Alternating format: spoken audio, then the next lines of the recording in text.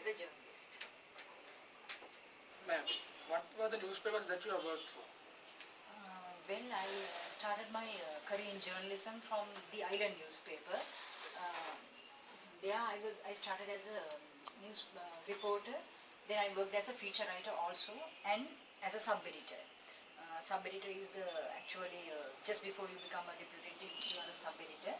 So I worked in all three fields in the Island newspaper, but I was there only for about 2 years. Thereafter I left to Lake House and I worked in the Sunday Observer newspaper as a feature writer and a senior sub-editor. Then I have taken my own photographs for my articles also, and I've written quite a lot, and I worked for a longer period. I can say for almost 20 years in the Sunday Observer, and I wrote to Daily News newspaper also many articles, but I worked mainly in the Sunday Observer. There I gained a lot of experience in journalism, so actually I was happy to work there. Ma'am, what was your first article and what was the impression about?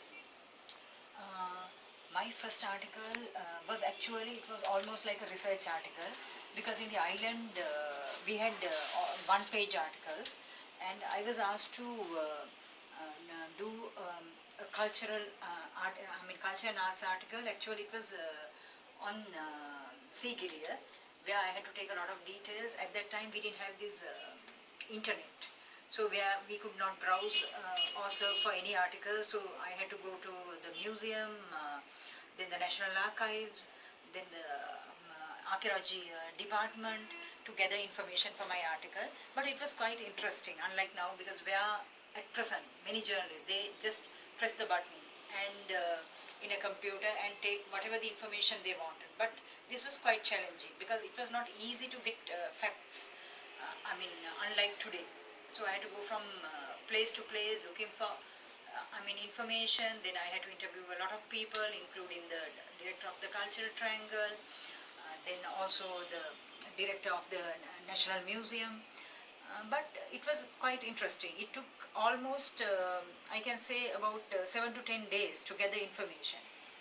But at the same time, I learned a lot of research because I knew how to gather information, and there was nothing called plagiarism at that time, because it was not something that was possible at that time, because we never could take down pages and pages of information. So we had to take only the necessary points.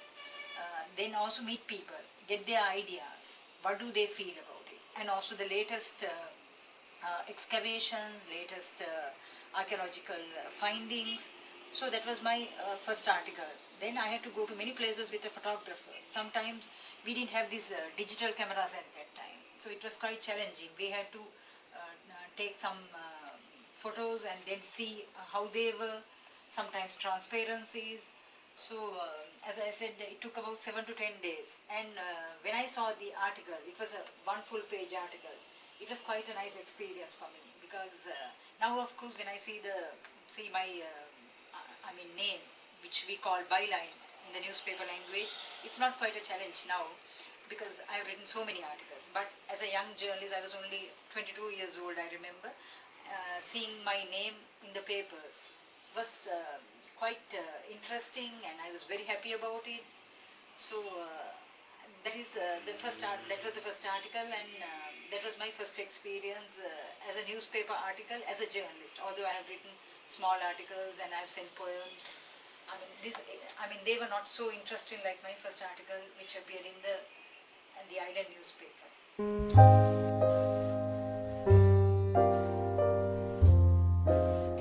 What are the articles that you have written, and where did you get your ideas from? Well, I have written on every subject except politics.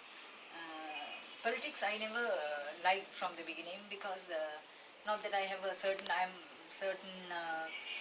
I can say liking or dislike towards any political party, but I avoided politics. That's very common, no ma'am. Like yes. Most of the journalists, they do about politics. That's common, and you have done something different. Yes, I have done something different. So I've written on every field, especially culture and arts, because I think Sri Lanka has a rich